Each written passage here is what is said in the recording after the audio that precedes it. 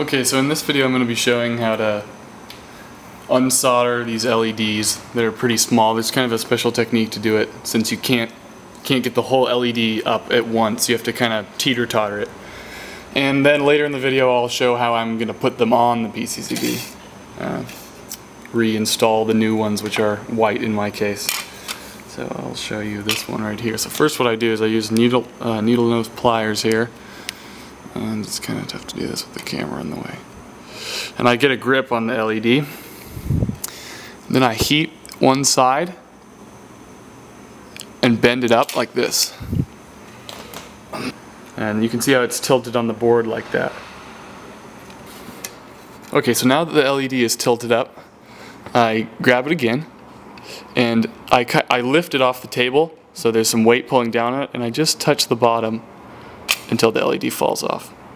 And it'll just pop right off like that. And then I just do it for every single LED on there.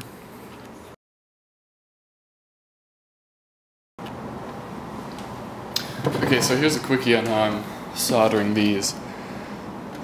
So what I do first is I get a little solder and I just tap it on each of the contacts to add some to the board, so we can heat that up and then kind of dip the LED in it.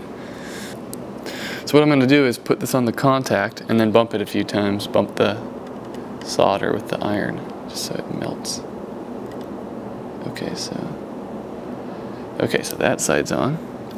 So now I'm going to turn it, and while I'm pressing down, and while I'm pressing down on the LED, I'm going to touch the bottom.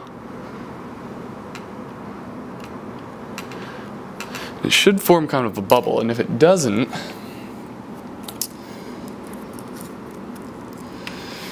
you can add a little solder. Just LEDs can be sensitive to heat, so you gotta just lightly tap it. Check if your LED is firmly down, and if you're satisfied, it's okay. It's okay if it's a little slanted.